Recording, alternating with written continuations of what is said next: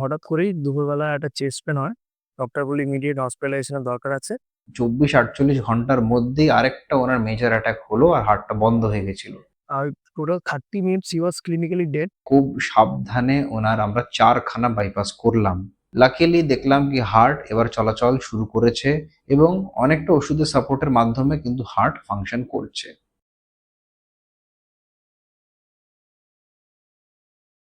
আমি দেবাশিস দাসের ছেলে বলছিলাম। আমার বাবা রিসেন্টলি গত রোববার 16 নভেম্বর হঠাৎ করেই দুপুরবেলা একটা চেস্ট পেন হয়। সেখান থেকে আমরা আমাদের লোকাল ডক্টরের সাথে কন্ট্যাক্ট করে চেস্ট পেন প্রচণ্ড হয়, হার্টের ওয়েভ ঠিক আসে না। সেখান থেকে আমরা ডক্টর বলল ইমিডিয়েট হসপিটালাইজেশন এর দরকার আছে। সো আমরা সেখান থেকে আমরা গুগলে ঘেঁটে সবকিছু করে কোন ডক্টরের আন্ডারে ভর্তি হবো সবকিছু দেখে আমাদেরকে যে বেস্ট রিভিউ আসলো সেটা হচ্ছে ডক্টর সৌম্যর আন্ডারে, যিনি বিএমবিলেতে বসেন। ওনার খুব ভালো রিভিউ দেখলাম, ওনার অনেক গুগল রিভিউ থেকে অনেকের মুখে শুনলামও ইভেন। সেখান থেকে আমরা আমাদের বিএমবিলেতে বিএমবিলেতে এসে এমার্জেন্সি ওয়ার্ডে বাবাকে ভর্তি করলাম। সেখান থেকে এমার্জেন্সি ওয়ার্ডে আমাদের বলল যে হার্টের এফটা অ্যারাউন্ড 25 to 27% কাজ করছিল হার্টটা।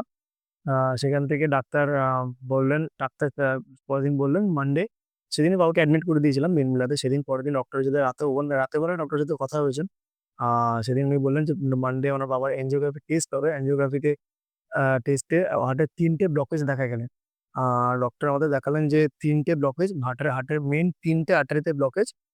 একটা আর্টারি 100% ব্লকেজ, বাকি ২ টো আর্টারিতে 75% 80% করে ব্লকেজ ছিল। ডক্টর সেখান থেকে মানডে বললেন যে আমরা ওয়েডনেসডে ওটিটাকে শিডিউল করছি।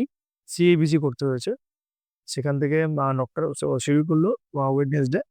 মর্নিং কি করবে? মর্নিং শিফটে করার কথা ছিল। বাট আনফরচুনেটলি সেখান থেকে হট করেই টিউসডে ইভিনিং এ বাবার একটা চেস্ট পেইন শুরু হচ্ছে। সকাল থেকে একটু পেইন হচ্ছিল। সেখান থেকে ডক্টর একটা ওষুধ দিয়েছিলেন। বাট তারপরেও ব্যথা হতে নিঃশ্বাসের অসুবিধা শুরু হলো।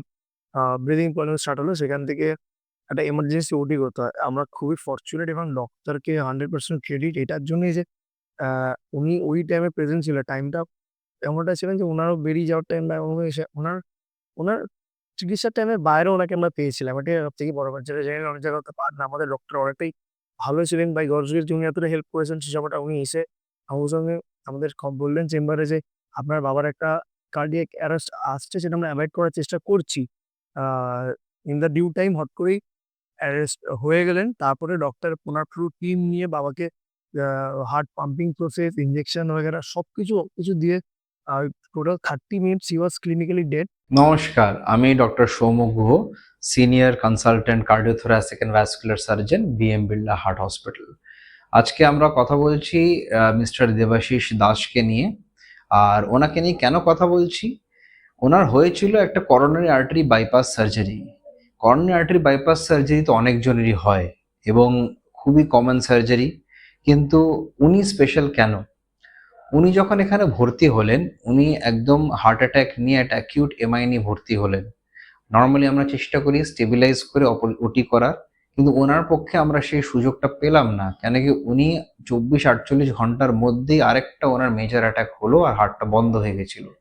আমাদের অ্যানাস্থেসিয়া টিম খুবই অভিজ্ঞতা আছে ওনাদের, তো ওনারা ইমিডিয়েটলি অ্যাটেন্ড করে ওষুধপত্র দিয়ে হার্টের উপরে কম্প্রেশন করে, যেটাকে সিপিআর বলা হয়, করে কিছুটা ব্লাড প্রেশার বা রক্তচাপ ফেরাতে পেরেছিল, কিন্তু খুব অল্প সময়ের জন্য।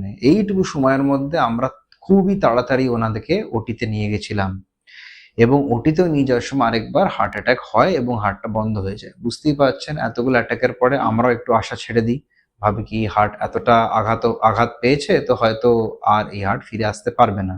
ফ্যামিলির সাথে ওরকম করে কথা বলা ছিল, কিন্তু আমাদের দায়িত্ব এবং কর্তব্য কি আমাদেরকে একটা চান্স তো পেশেন্টকে দিতেই হবে। তো আমরা ওটিতে নিয়ে গিয়ে পেশেন্টকে একটা আর্টিফিশিয়াল মেশিনের মধ্যে ফেলে পেশেন্টের রক্ত চলাচলটাকে স্টেবিলাইজ করে হার্টটাকে রেস্টে দিয়ে খুব সাবধানে ওনার আমরা 4খানা বাইপাস করলাম। করে খুব ধীরে ধীরে হার্টটাকে উইথ সাপোর্ট মেশিন থেকে আমরা উইন অফ করলাম। করে লাকিলি দেখলাম কি হার্ট এবার চলাচল শুরু করেছে এবং অনেকটা ওষুধের সাপোর্টের মাধ্যমে কিন্তু হার্ট ফাংশন করছে। বাইপাস সার্জারি হয়েছে। ইট ওয়াজ এ সাকসেসফুল সার্জারি। মানে রাত ৯টা থেকে ভোর ৪:৩০ অবধি সেদিনকে সৌম্য গুহ স্যার সার্জারিটা পুরো করেছেন। অ্যান্ড আমরা সত্যিই খুব কৃতজ্ঞ অ্যান্ড ব্লেসফুল যে উনি সিএবিজিটা খুব সাকসেসফুলি করেছেন।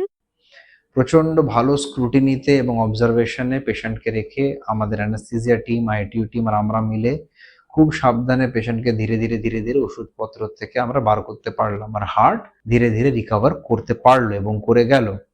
আমরা খুবই খুশি হলাম যখন 7 থেকে 8 দিন ওটির পরে মিস্টার দাস নিজে নিজে হেঁটে হাসতে খেলতে বাড়ির লোকের সাথে বাড়ি যেতে পারলেন। এবং উনি একটা ইয়াং মানুষ, মাত্র 48 বছর বয়স। এটা খুবই দুর্ভাগ্য কি এই কম বয়সে ওনার এত একটা বড় রোগ ধরা পড়লো এবং ওনার দুবার কার্ডিয়াক অ্যারেস্ট হলো। কিন্তু বলতে হবে কি ভাগ্য ওনার সাথে ছিল। তাই জন্যে আমরা এই যে এফার্টটা নিলাম, এই যে একটা কমপ্লেক্স সিএবিজি করলাম, তার ভালো পরিণাম হলো, উনি লাভ পেলেন। আর আজকে আমাদের কাছে উনি সপরিবার ফলো আপে আসেন, আর ওনাকে যতবারই আমরা দেখি আমরা খুব খুশি পাই। কেন কি এই কিছু কিছু আউটকাম যেটা হয়, যেটাকে মিরাকুলার সার্জারি আমরা বলি, এটা যখন আমরা করি আমরা সত্যিই যে ডাক্তার হয়েছি এই ব্যাপারে স্যাটিসফ্যাকশন পাই, যখন এরম এরম পেশেন্টদেরকে আমরা পরিষেবাটা দিতে পারি আর যখন ওরা সুস্থ হতে পারে। ধন্যবাদ।